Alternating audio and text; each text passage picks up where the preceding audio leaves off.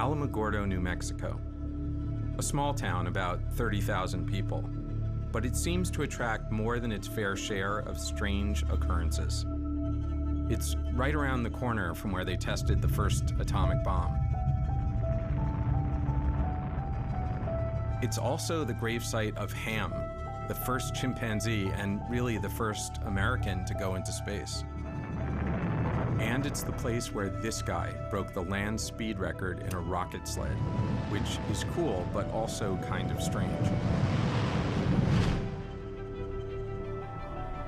Despite all of this, the thing that Alamogordo is best known for is its landfill, the dump. Because supposedly, that's where Atari buried E.T., the worst video game of all time. It's been described as the worst video game ever, E.T. for Atari. Today, we're going to talk about the worst of the worst. Here's our top 10 worst games ever. E.T. the Extraterrestrial. Now here's the thing about E.T. It's widely regarded as the worst video game of all time. We have this myth or this legend of something that happened 40 years ago. Son of a bitch, get out of the fucking hole. If you grab a piece of the phone, the FBI agent keeps attacking you. If you take a step in any direction, you fall into a hole. And if you get out of the hole, you fall right back down. One of the major design flaws of the game was that E.T. fell into pits. Damn it. Shit. Well, come on. And guess what? It now lives out its days in a landfill. It's rumored that decades ago, truckloads of that game were dumped in the Alamogordo landfill. The idea that they had so many of these things, and they were so unable to sell them, give them away or whatever, they literally had to drive them out into the middle of the desert and bury them like a dead gangster. It's almost too crazy to be believed. I think it's kind of silly, because it's urban legend. It's just a great story, I think. I believe that this story endures because the adults just don't get it. And that's satisfying to the young people. Whenever you look at what the reasons are for it, nothing makes sense. What drove someone to need to hide this stuff so intensely?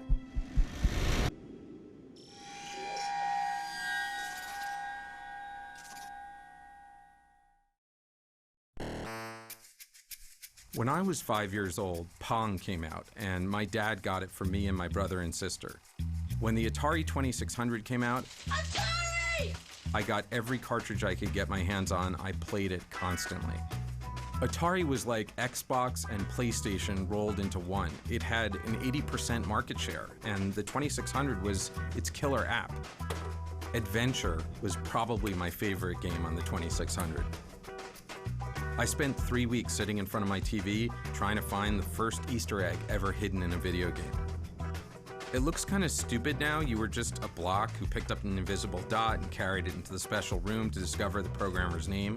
But to me, finding that hidden screen was like a revelation.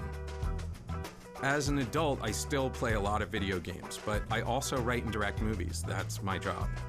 I've worked on a lot of big comic book movies, the kind they make shitty video games out of, and I even wrote some of the shitty video games. But I'm also fascinated by myths and urban legends. In fact, 10 years ago, me and this guy Werner Herzog went to Scotland to find the Loch Ness Monster. We never did find Nessie, but I still love an adventure, especially to unravel an urban legend.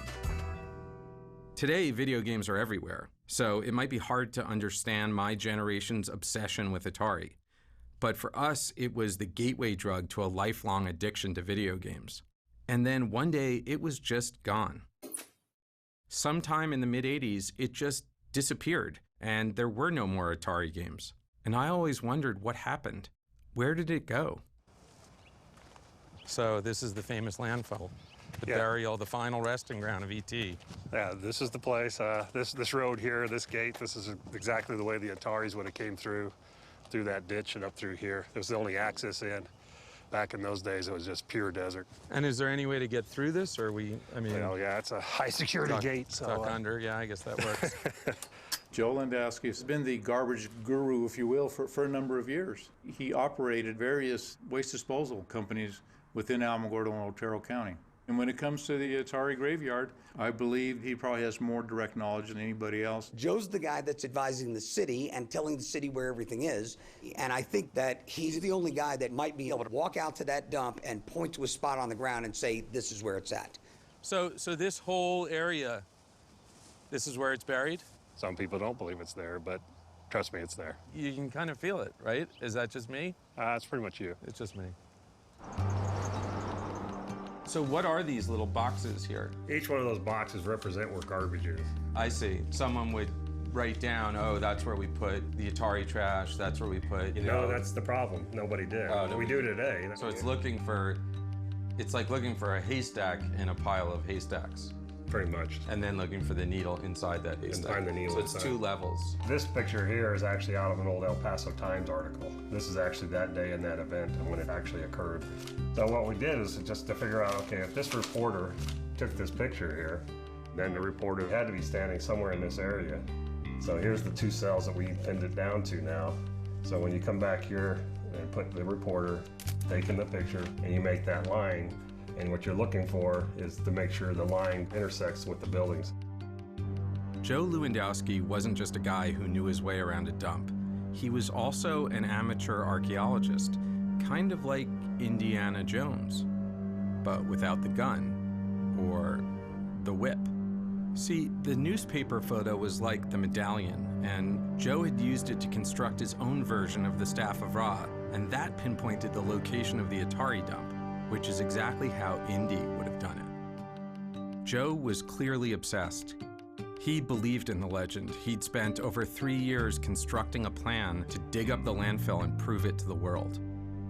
But he wasn't a gamer. He wasn't trying to find out why. And that's what I wanted to know. Why would the company I love so much decide to bury its future? The whole E.T. story is a very small part of the Atari story. Let me go back a step and explain how Atari started out. The video game came because of a convergence of me working in amusement park summers while pursuing an engineering degree at the University of Utah. I knew the economics of the coin-operated game business. They made a lot of money. Nolan designed these incredibly elegant circuits, put together in a way that's so clever that modern engineers have a hard time understanding and repairing these things. My partner and I, Ted Dabney, started working on a ping pong game. By the end of '72, we did $3.5 million. And then we did 19 million, and then we did 35 million. It was a hockey stick. This electronic medium, which was just beginning, had some traction with people. And once you played some of the more sophisticated arcade games of the day and understood that maybe there was a chance you could duplicate that in a home game, your eyes got big. Home video games have been a success from the moment a company called Atari launched this basic game, Pong, which has been imitated by at least 40 other manufacturers. They're selling like crazy. 300,000 last year. This year, 3 million. Next year, 6, maybe 10 million. We felt, well, maybe this is the time to sell to a company with deep pockets. I was in my office at Warner in 1976. The phone rang, and it was a guy named Gordy Crawford, and he asked the question I've never forgotten. Would you guys be interested in acquiring a technology-based, fast-growing entertainment company? And I said yes. I didn't know what I said yes to, but I said yes. And that led to my introduction to Atari.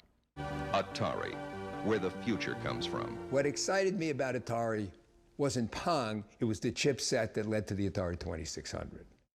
Pong was sort of okay, you bang up and back and up and back. But this meant you could constantly change the games, and that was a very exciting idea to me. We introduced the 2600 in 1977 with 9 cartridges. The home video game was a very close approximation of the coin-op experience. It changed the mindset of the world. Turning the television from a passive medium into an active medium, that was what we knew we were doing, and that was super exciting to be the pioneers in that field. It just blew people away. Nobody knew any of this stuff. They made it up as they went, and they were good at it, and it started everything. It was playing those games that taught people the potential of a computer. Atari, at some level, brought the computer revolution.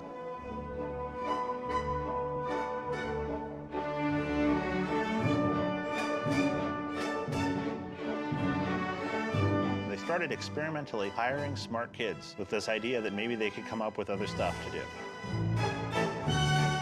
And they inadvertently were trying to create the job of game designer. Microprocessor real-time control programming is just where it's at. So there's two kinds of things you could typically do with that in the early 1980s. You can do missile guidance systems, or like we say, kill people for 12 cents a head.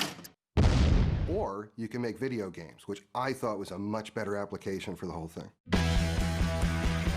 What went on at Atari from the very beginning was basically that the engineers are going to drive this company, because they weren't just engineers, they were creative guys. They're like musicians or movie directors. They're artists. Through luck or providence or both, they ended up with this department of game designers that became this dream team at Atari. These guys who made all of these classics, Tempest and Asteroids and Centipede and Gauntlet and, you know, think of a game. The culture was these guys do what they want to do. One day I was standing at the men's room at a urinal and I looked down and I saw a pair of bare feet next to me. And I looked, and here is a guy wearing a pair of shorts and nothing else.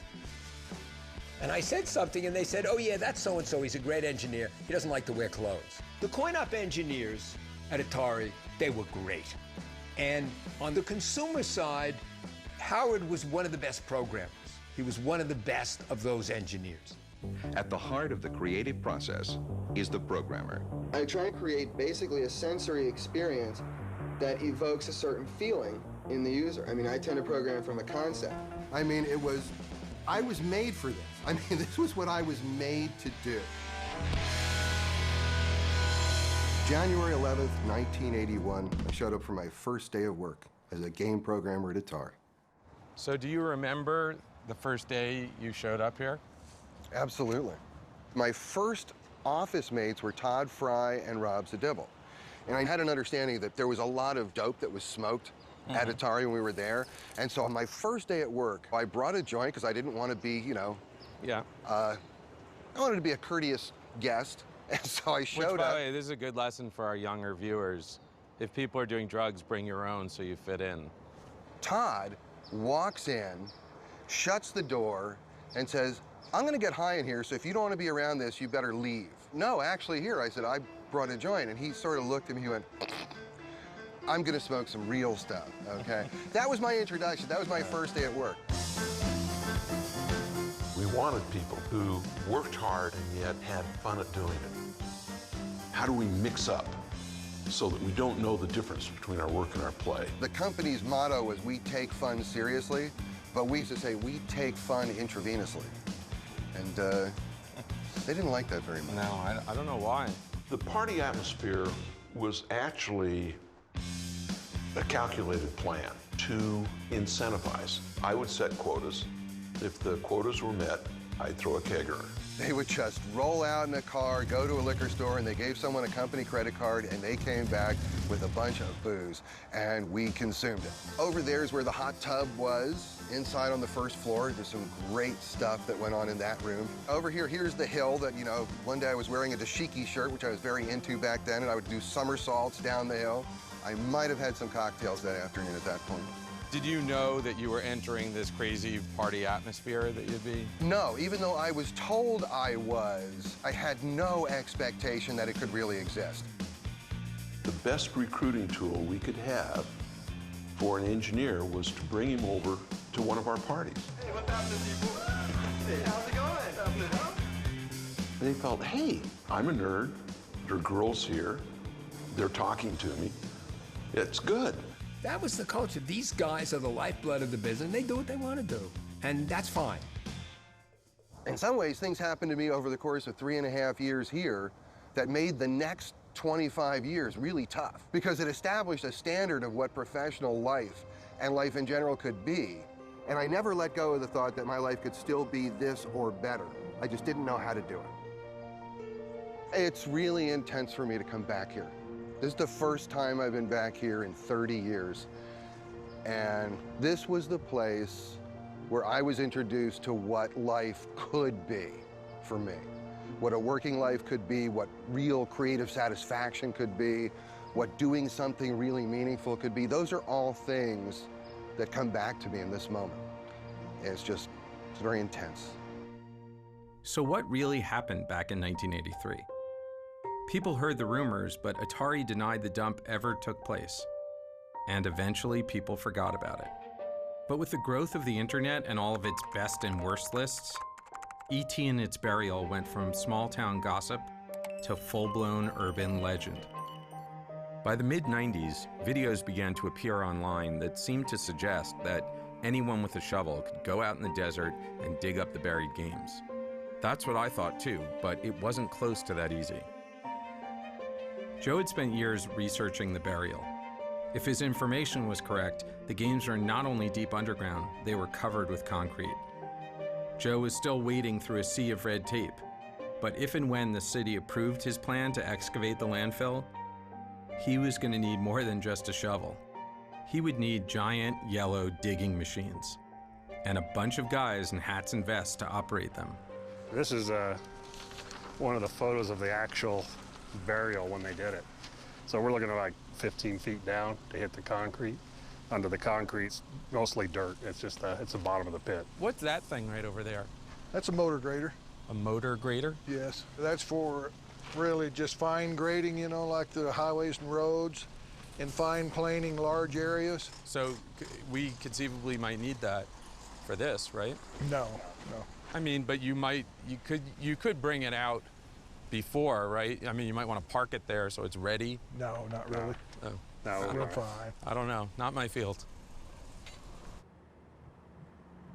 I am concerned that Joe's moving kind of quick, and we do need to throw some brakes on and slow it down. The opposition comes from environmentalists, maybe within the community, and the concern is that Alamogordo also may have something else buried in the landfill that may be hazardous, and we may not know exactly where this location is. Nobody really and truly has dead honest records as to where everything is buried out there. And we're talking potential mercury-laced pigs, malathion, possibly DDT. There's potentially lead in there, maybe some other dangerous metals that are in those cartridges. I don't want to be in an area where we might crack open a sealed tomb, so to speak, of these hogs where mercury gas comes out. So I don't want the Stephen King novel of we hit the wrong spot and all of a sudden we are evacuating Alamogordo. That is unacceptable to me. If there's a problem that the New Mexico Environmental Department perceives, we're not going to be able to proceed. Until I'm satisfied it's safe, it's not going to happen, at least within my power. You know, there's only so much power that I have.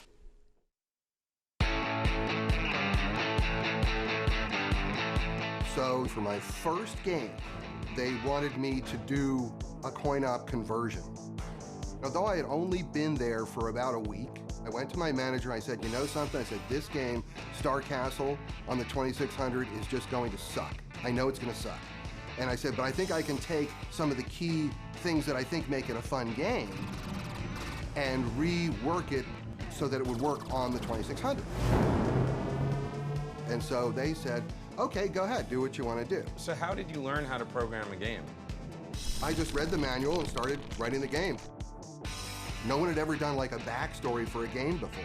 And I thought, this is my first game, and I want to be involved in every part of it. I want to make it the best thing it could possibly be. So I wrote this like 7-8 page story. I stayed up all night just writing this story, knocked it out.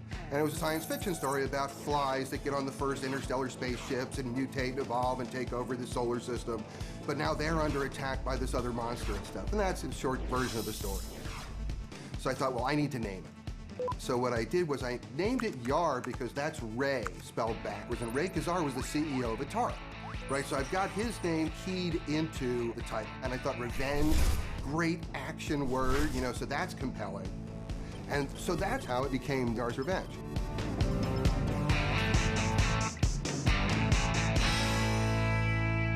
When Yars' Revenge came out, it was a hit. It was huge. Games that could look like Yars' Revenge looked, that could draw that kind of stuff, were like magical. Even though Yars' Revenge might look primitive, you know, it looks like the superconducting super collider compared to a lot of the games that were out there at the time. I remember the first time I put the cartridge and I was like, what is this? It really is a very innovative shooter of that era. Getting a ship to fly around, so it's fun just to fly the ship around, is a trick, especially on that hardware. The enemy was cool and scary, and it felt really good to defeat it.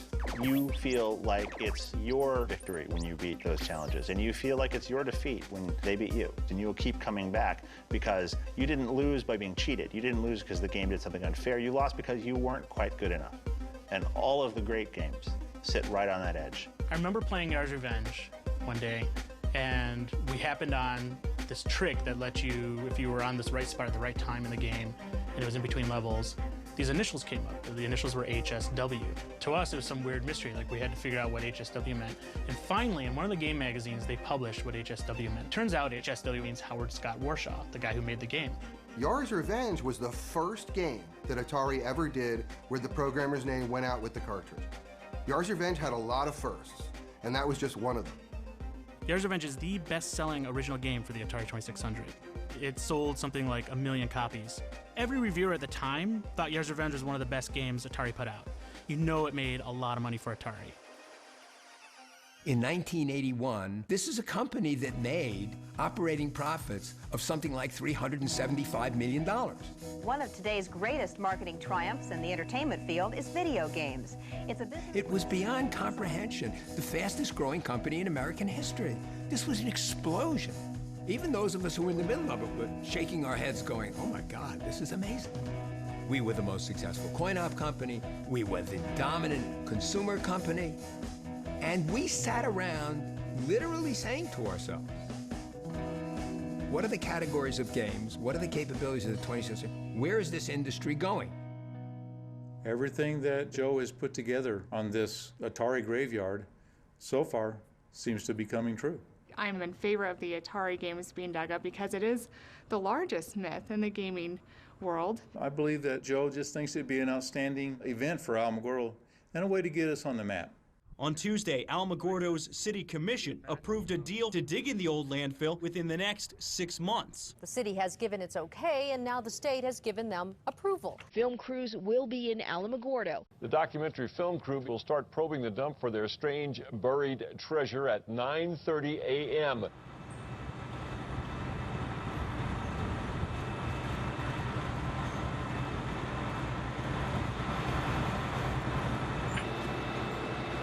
So this is an impressive looking machine out here. What the hell is it doing? What this drilling rig does goes down, straight down, takes out core samples and brings up whatever's in the ground. We've narrowed it down from 300 acres down to about 5 to 10 acres. And so what we're doing now is trying to get it even closer. Because we're looking for things like somebody's mail, you know, the postmarks, newspapers, things like that, looking for dates. Because we're looking for September of '83.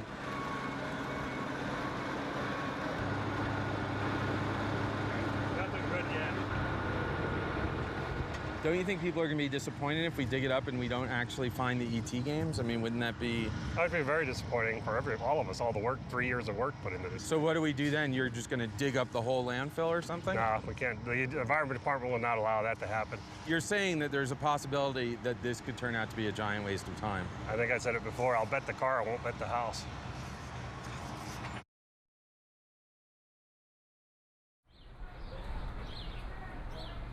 Most everybody, at least in the Western world, has played a video game of some kind. They've gone to an arcade. They know the Atari brand. They certainly know ET. And so I think there's a universal curiosity about this game. You know, something did happen those couple of nights in 1983 that I think it merits serious investigation. So why did I decide to go to Alamogordo? I'm very much interested in the impact that a particular game or an industry has made within a cultural and social context. What's striking about the Atari ET game in the Alamogordo landfill is that they're there and not in museums. I think this is what excites many people who keep this narrative alive, is they want to get these items. They want visible proof. They want some kind of tangible evidence that that dump did take place. I've been professionally making games since about '94, but more than that, I'm somebody who's been chiefly doing a lot of historical work with video games, trying to preserve video games and get people to understand that video games are more like art. And so I've been doing a lot of video game preservation and education. I always thought one day I'm going to go over there and I'm going to see finally once and for all like where it's buried. I almost don't even really need to know what's in it. I almost want to keep that mystery alive. To me, under that landfill is actually the burial site of an entire industry, because what affected Atari at the time affected everyone. And everything that I thought was going to go on forever stopped. And it stopped almost at that same moment that whatever's there was buried. So for me, I want to find out what is there. It's like opening the Ark of the Covenant. It's like, you kind of want to look, but is my face going to melt off? I don't know. I have told my wife that I will be going to New Mexico. And she asked me why, and I started to explain, and she said, I don't need to know. You just go do it.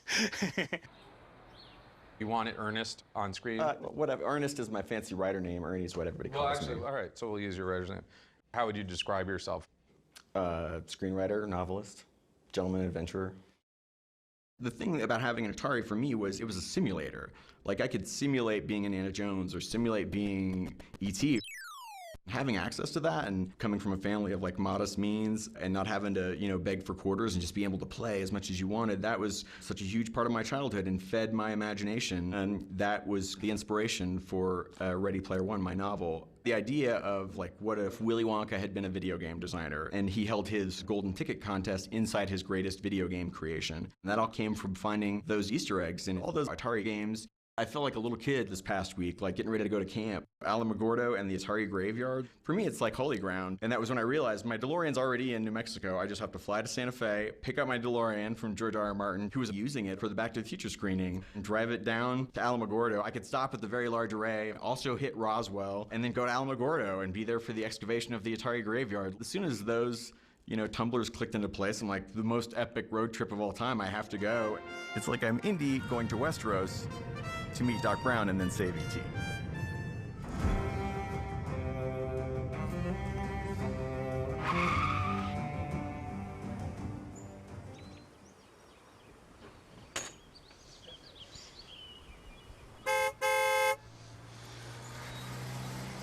Boom. Have a great drive and a great time in that. George, thank you so much. I appreciate it, man. My pleasure.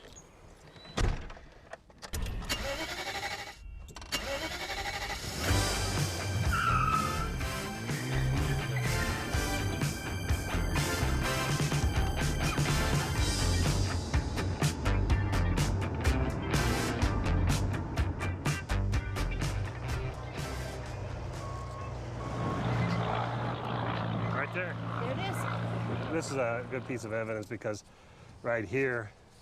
Is that the date right there? Right there. You got Sunday, October 2nd, 1983 right there. That's good, right? Yeah, Atari was from the 23rd to the 29th of September. So this is like a week later. Well, it's not even a week. It's like 2 or 3 days later. Well, I'm not that good at math.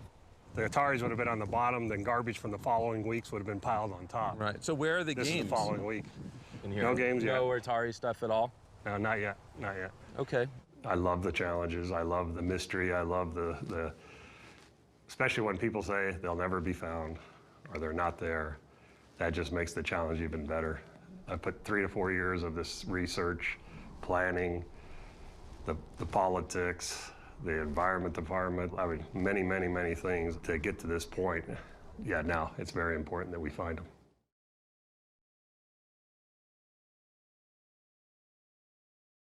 So back in the early 80s, movie licenses for video games were just starting to come into vogue, and I think Raiders was the first one. So they needed someone to do Raiders of the Lost Ark. I think what happened was yours was very successful, and so they wanted me to do a big game, and then it was up to Spielberg.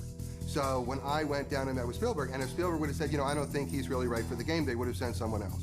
Can Indiana Jones escape from the forces of evil? In Atari's Raiders of the Lost Ark adventure game. What was the reception of the Raiders of the Lost Ark game? It was another million seller. Raiders was huge. I mean, I can honestly say I'm the only programmer in the history of Atari where every one of my games that was released was a million seller.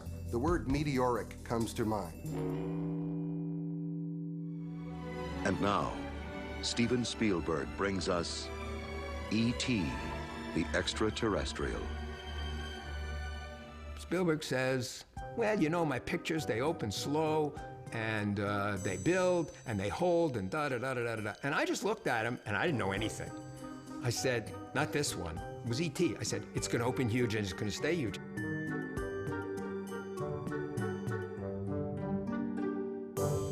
Okay, the movie comes out, it's a huge hit, and we want to do the cartridge of it, okay? You know, every time you try to take some kind of a property and move it into another medium for a pure profit motive, you get trouble. Specifically, with respect to games, you know, it's like, oh, you know, like, let's go see if we can exploit this movie as a game. You know, maybe we could make extra money out of a profitable franchise. Now, there was a negotiation going on between the Atari people and the people at Universal about what we're going to pay. And Steve Ross, who was the CEO of Warner, got in, and for whatever the reasons, he agrees to a deal that is so off the chart, nobody believes it. But he does it. It was $20 to $30 million. It was some crazy number. Steve Ross basically was trying to woo Steven Spielberg to come to work for Warner because he recognized that Spielberg was a genius.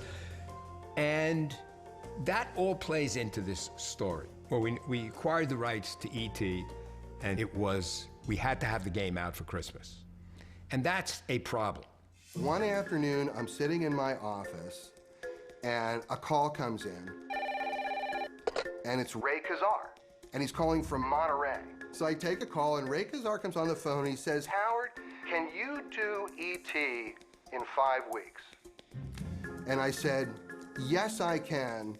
And he goes, okay, in 2 days, I want you to be at San Jose Executive Airport. There'll be a Learjet waiting for you. Be on that jet. Be ready to propose the game to Spielberg. During that meeting, when I flew down on the Learjet to go meet Spielberg and present the game to him, even though I only had 5 weeks, I still wanted to innovate. So I proposed a 3D world that the game was going to take place on. And the huge scope of what I was trying to achieve, it walks that line between really trying to make something happen and venturing into the impossible and walking off a cliff. The emotionality of the game was supposed to come out through the interaction of the characters. You have the FBI agent who's interested in what you have. That's why the FBI agent just steals stuff that you were holding. You have the scientist who's interested in who you are. The scientist actually carries you back to the city because they want to study you. And Elliot comes in to save you. There's times where you can call Elliot and he will help you out. And so those are the kind of things that I had that I thought created possibly some sentiment. And at one point, Spielberg says to me, he goes, you know, couldn't you do something more like Pac-Man? No, Stephen, we need to do a game that's fresh. We need to do something that's really worthy of this movie. How simple you can make a complicated game. It's how complicated a game can you make subject to the constraint of easy learnability. My job is to produce a cartridge that is going to sell for Atari. A typical VCS game at the time took 5 or 6 months, and this was going to be in 5 weeks. You might think, no, nobody can do a game in 5 weeks, like most people in the department would think. But I don't think that way. I think, yeah, I can do that. The word hubris comes to mind. I mean, whatever it is I might have been full of, I was overflowing with it at that point. Because if the game can't make the Christmas market, the game is a total waste. They're going to miss their window. So that was the big thing. It was the $22 million bet that you could turn the game around in that time. I had a development station moved into my home, so I could be basically working on this game almost 24 hours. We found that there was a good probability of success if we took a coin-operated game and just ported it over to a game that we could play on the VCS. E.T. didn't have that. Hello? Somebody out there?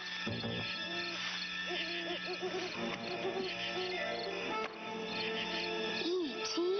Video game? It's the video game that lets you pretend you're E.T. Okay, so the game's done, and one of the conditions I asked for was that Steven Spielberg is the one who approves the final game. So Steven Spielberg played the final game and approved it for release. Howard, who is a certifiable genius, went off and about a number of weeks later came back with a concept and a game plan. And I was amazed at how difficult it was, and yet at the same time how much fun it was to play. Have you seen the latest update? I've seen the final game. Are you happy with it? Oh yeah, it's my favorite course, I'm biased. I made the movie. So Steven Spielberg thought it was okay, so I thought, all right, I'm good with that. And not that I'm blaming him for anything.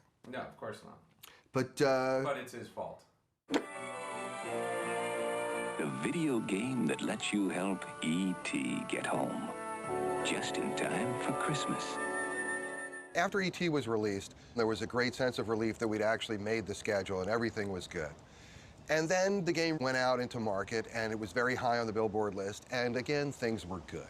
I got E.T., I think it was Christmas of 1982, if I remember correctly, and I thought it was like I was going to be the guy on the street who had E.T. before everybody else. Turns out everybody I knew got E.T. that Christmas. After a while, people start going by me in the halls, people from other buildings, people from marketing and management, and they're saying things like, you know something, Howard? You did a great job. We don't blame you.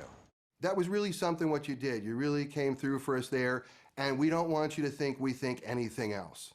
This really isn't about you. Don't feel bad. It's okay. It's cool. And I'm thinking, like, what the hell are they talking about? E.T. was a really hard game. It was the kind of game that was brutal, unfair, didn't make a lot of sense. I grew up in London, and there was a video game store in my town that let you rent them. I don't know what the rental was, like 50 pence for a weekend, and I still remember feeling like I wasted my money because it was bad. People aren't liking it, and people aren't liking it a lot. And what made it particularly bad was my memory of the movie was so great. I love the movie. Everyone loved the movie when it came out. It's a great movie, still is a classic movie today. And so this massive chasm that existed between the quality of the movie and the quality of the game that it was based on, I think just made it seem that much more like a slap in the face. Okay, well, maybe it won't sell 6 million, maybe it'll only sell 4 million or 3 million, that'll be okay. And then there's like returns. People are returning the game. They made too many. How many they made, I don't even know. They made like 4 million cartridges. That means there could be millions of carts coming back. So what do you do with useless, worthless product? How do you get rid of it? Bury it. That's a pretty good answer. Well, career change is not anything new for me. I've been through a number of different careers. I actually went and got a California real estate license and then a broker's license and did that for a while. And I did that just long enough to know this was like the last thing in the world I wanted to do. And now I am a licensed practicing psychotherapist in California. And I'm a very unique therapist in that I have a master's of engineering and I also have a master of arts in counseling psychology. I mean, I'm the Silicon Valley therapist. I'm very good at translating between English and nerd. And this is the first time since I left Atari that I feel I'm doing what I really love doing. So it took me 30 years to get back to a place that I don't feel I'm a step down from where I used to work. And that's many, many different jobs. I know this dig is coming up, and I'm gonna be there. I'm gonna be standing right there. And I am gonna literally watch my past being dug up. And that's a weird kind of thing to anticipate. My hopes are in one way, my expectations are another, and I don't know what it's gonna be. I really don't know what it's gonna be. I don't know what it's gonna mean to me if something comes up, if it's there.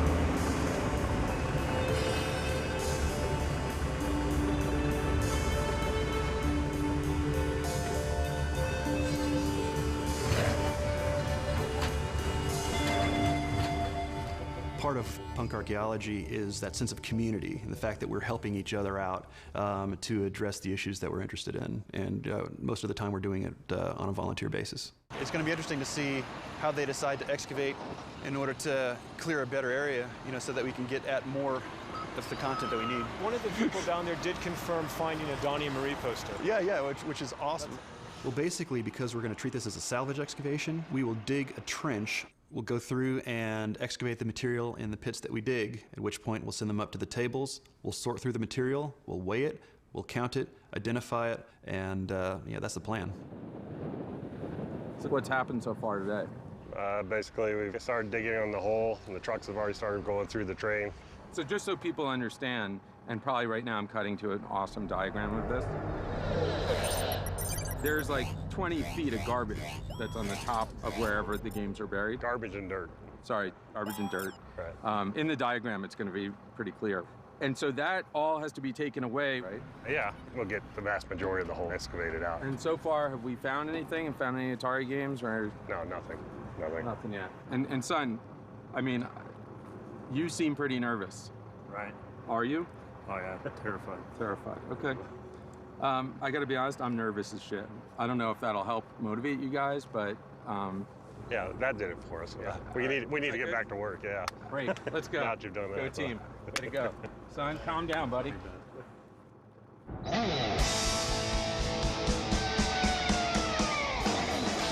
People say nerd or geek, I say enthusiast. I love things and I love people who love things.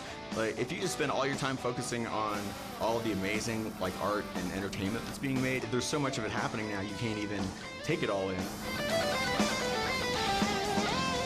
It's like The Dig. When I tell people, like the right kind of people about it, they're like, I can't believe that's finally happening and that you're gonna get to be there. You know, I get, look, goosebumps talking about it.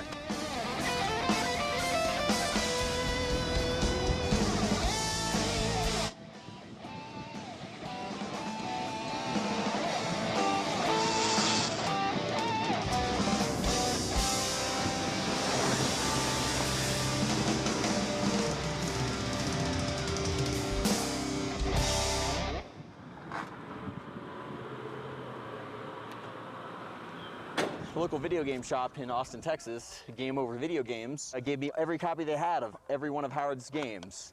Little known fact, E.T. has the very first official video game Easter egg ever in a video game. Warren Robinette had the very first one in Adventure, but he did that without anybody knowing. Howard asked if he could put Easter eggs in the game, and Atari said yes. If you go find the geranium and you make the geranium regenerate, it turns into Yar from Yar's Revenge, and he flies away. The first time that happened to me when I was 11 years old, I shit myself. And then if you do it again, it turns into Indy from Raiders of the Lost Ark. So Howard hid characters from this game and this game in this game. Hello. Hi, good afternoon. Welcome to the lodge. Well, it's Are you great guys to see checking you here. in? Absolutely. Great. Can I get the last name? Warshaw. W-A-R-S-H-A-W. Howard. That's me.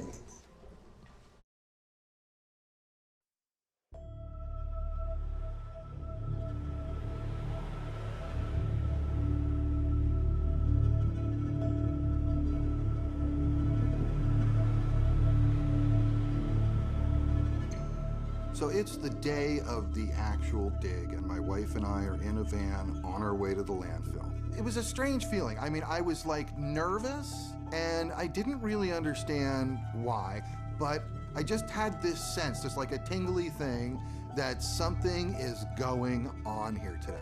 And as we pull into the landfill, there are already people there. And then there's more people, and we go on, and there's more people, and it just keeps going and going.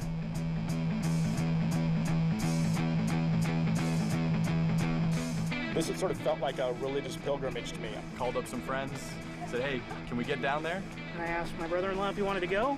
Heck, let's do it. Let's check it out. And my wife said, whatever.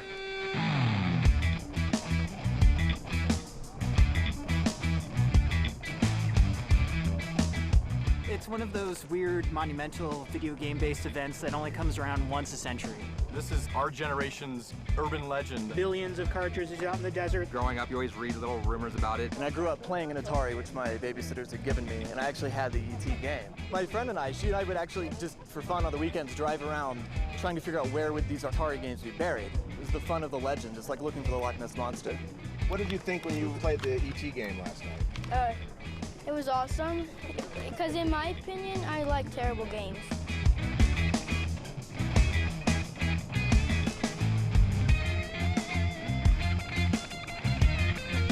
To come back and relive the feeling I got off those games is something I couldn't pass up.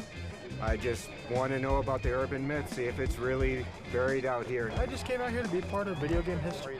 Had to see whether it's true or not. You have to be a special kind of nerd to be able to want to drive 28 hours for a video game. The myth that E.T. the video game for the Atari 2600 was the worst video game of all time, it would be so great to debunk that because it's just not true. And also to redeem Howard Scott Warshaw because he's an amazing video game designer and his game was great. Cool car. Yeah, I like that. E.T.'s in there. This morning, coming to a dump in a small town in New Mexico, there were people lined up waiting to get in. What's the last time you saw a line of people waiting to get into a dump? It totally took me by surprise, but in a delightful way. You never go to a dump unless you're throwing something away, and here we are trying to find treasure, buried treasure. I think they'll find something. The cartridges had to go somewhere. Why not here? There is a lot of open space. Great place to dump 1 million cartridges. There is a definite possibility that there is games.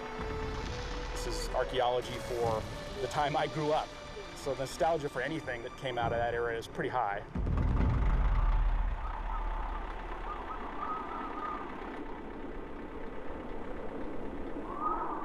All right, now the wind is really picking up. On cue. On cue. The weather here in Alamogordo is awesome. If you like sandstorms and an impending doom-filled cloud of white. Whoa. Oh, this is getting brutal. Yeah. Sorry, this is brutal. It's getting very windy. Basically what's happening is the white sands are blowing in from white sands and covering everything, and it's really shitty. They're saying this is like a historic wind. Really? Today. That's what somebody told us. Yeah.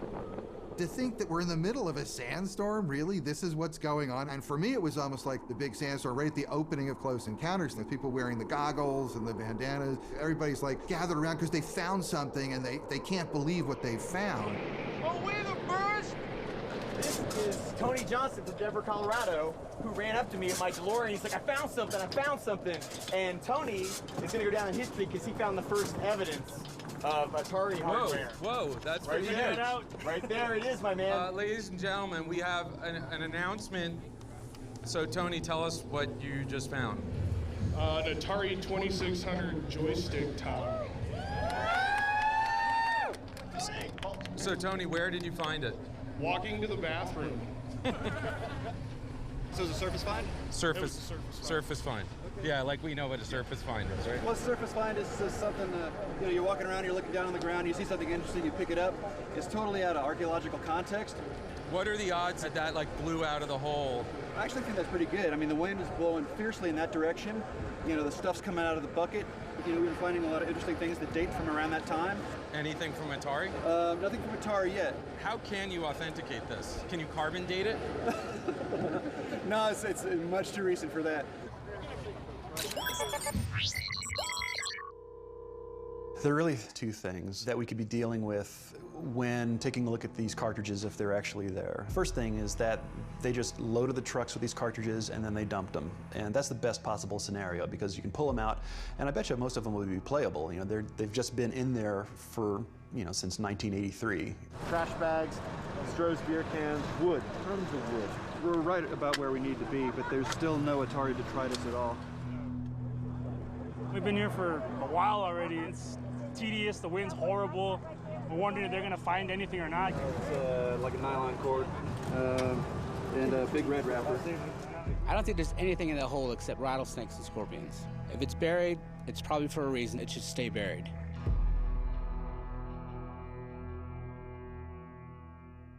I wasn't thinking that something was really messed up until late '83.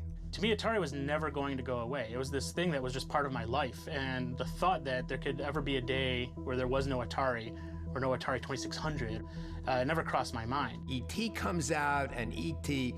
is not so great, and somewhere toward the end of the year, I'm starting to wonder, are we making our numbers? Which leads to one of the worst nights of my life. On December 7th, 1982, I get a call from Dennis Groth, who was the CFO of Atari, and he says, Manny, here's the new budget. And it's a huge shortfall from what we had been told. Warner Communications said today that its once booming Atari business lost another $180 million in the third quarter, for total losses this year of more than $500 million.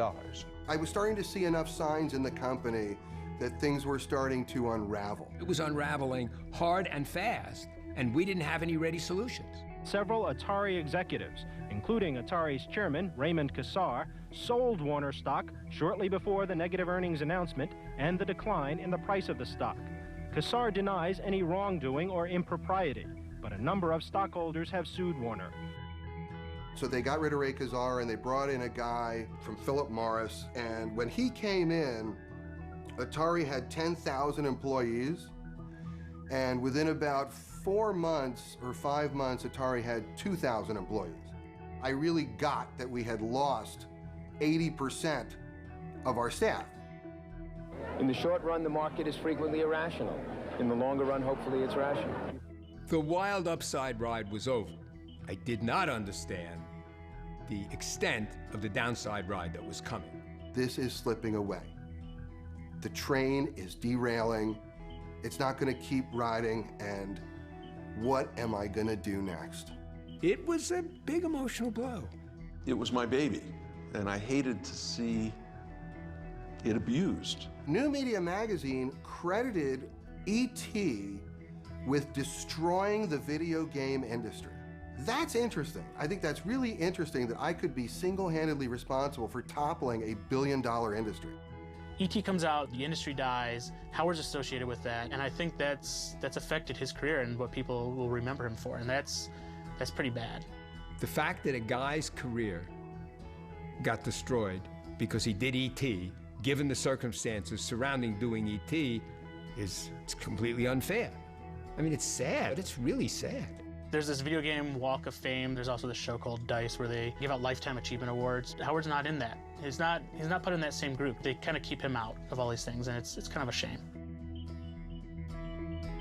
The day I left Atari, when things really fallen apart and it was over and I'm literally carrying my garbage out to my car to leave for the last time, that was a very depressing moment for me, because I felt I was losing the most important thing in my life. And I also knew it was so unreal that I'd never be able to recreate it. The burial in Alamogordo is basically Atari's funeral. The burial of those cartridges represents the burial of that beautiful era. And that may be what's interesting about it. I don't know. I mean, that's a whole psychology I'm not going to go near. But it may be because it is about the death of Atari. That's what it is. We can't control how the past returns to us. We may get something that no longer resembles an ET cartridge. We may get something monstrous, something twisted, something decayed. We may not even know what we're looking at if we unearth Atari's ET. Part of me feels that when you finally crack open this place and you start to look, it's going to be a lot like the Ark of the Covenant. It's just going to be a bunch of sand. But another part of me hopes that what's found there is going to lead to a lot more understanding and a lot more discovery about what really happened. Shit, you see what I see? What's his name? Joe! Joe! What's that? What is that right there? They want me to come in? Let's go.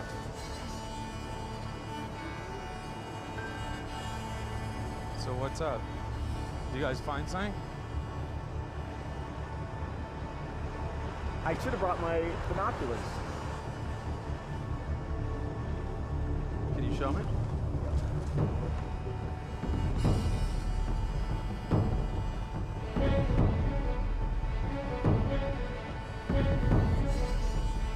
They're bringing some stuff over to the archaeologist table right now. Let's see what's going on. Can everybody hear me? We found something. The archaeologists have confirmed it's from 1983, 28 feet down. It's E.T. the video game, intact in its box.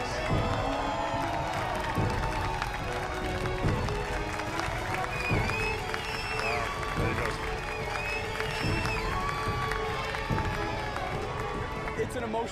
emotional event. They backed up this legend with fact, and it's incredible to be a part of it. Good job, Joe.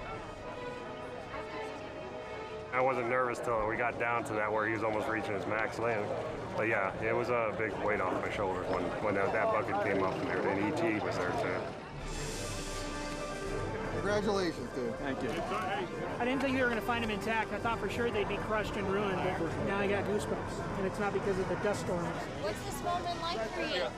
Look at all the excitement that's been generated today over something I did 32 years ago.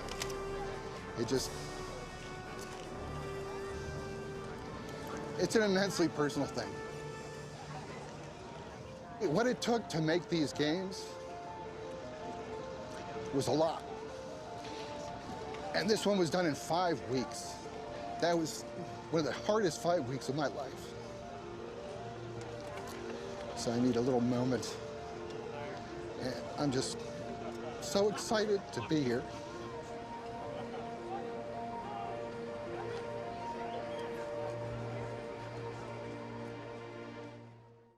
A lot of these people who are complaining about E.T. had never actually even played it.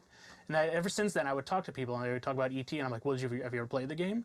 And it would come out that they didn't. They would just kind of continue this myth of the game being really horrible. It is a good game. It wasn't the worst that Atari had to offer. There were, like, I remember getting a game called Firefly. That is the worst game for Atari. That's what everybody should be focusing their efforts on, not E.T. Let me be clear, the worst game ever made was obviously Trespasser. So I just want to be clear with that. With the shitload of just horrible, poorly made, cranked out Atari games, to call E.T. the worst one is just shameful. In contemporary game culture, we like trashing games. I don't mean putting them in landfills, but verbally, trashing game design. It's become fashionable to sort of regard E.T. as the worst video game of all time. In fact, it makes everybody's list as the #1. And I'm going to go out on a complete limb here and say, and maybe people will attack me for this, but I'd rather play Atari's E.T. than any Call of Duty. You know, in context, given the time and the situation that Howard had to live in to program that game, it really is an astonishing masterwork. If he made an amazing fucking game that's a whole self-contained world in 5 weeks, that's even more impressive. I don't know any human being who could have turned E.T. in the time frames involved into a really successful game. He should be applauded for being able to have done anything in the time that was allotted. The scorn should be heaped upon those who thought that it was even rational to try to build a cartridge in a month and a half. The analogy that people always use for these first-timers, for people who try something first, is the first penguin analogy, where the first penguin who jumps down the hole through the ice is the one who invariably gets eaten by the seal. But if there wasn't a first penguin, then the penguins would be going down through the ice. So, sucks to be the first penguin, but somebody's got to do it.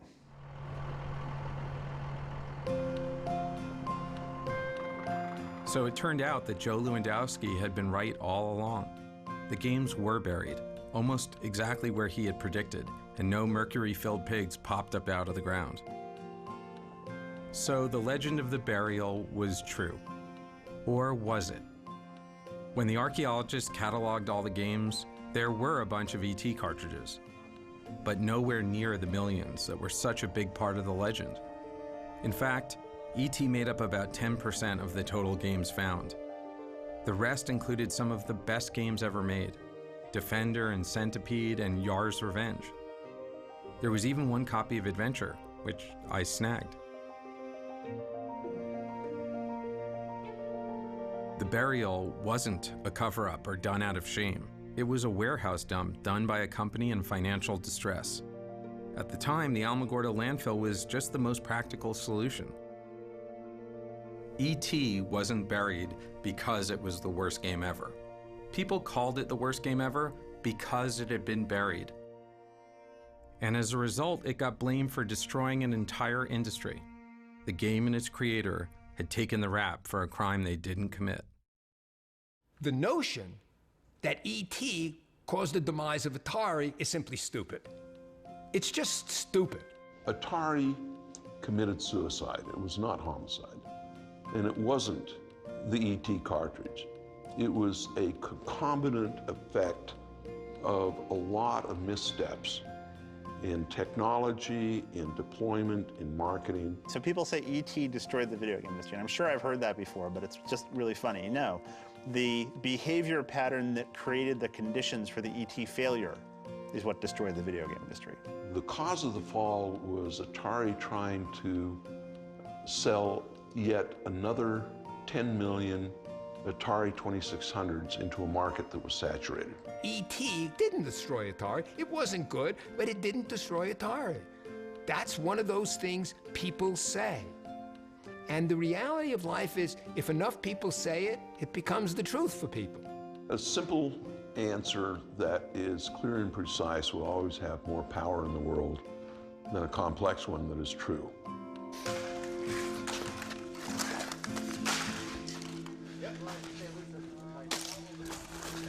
Here's another ET six-pack. What I would like to see happen is I would like to see whatever remains are recovered will then find their way into a museum in the service of game history. Well, you know, the city of Alamogordo owns the games and what have you that came through there by virtue of the fact they're in our landfill. We might be able to sell them on eBay.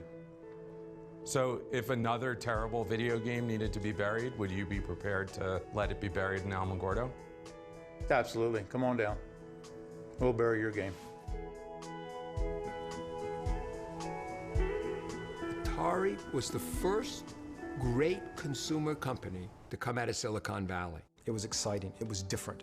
It was the first engagement that a generation had with computers. So a generation grew up being introduced to the computer age by Atari games. We brought a whole massive new entertainment medium into public consciousness.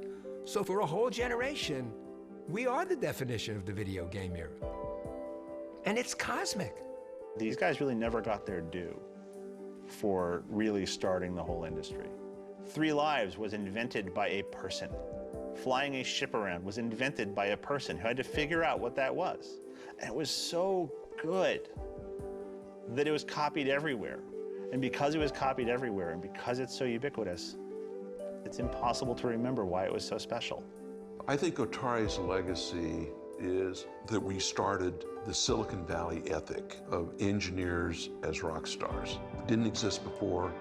I think the casual culture, the meritocracy didn't exist before. I believe these are underpinnings of the things that made and continue to make Silicon Valley a special place in the world. And I think that Atari will continue to endure as an icon of innovation.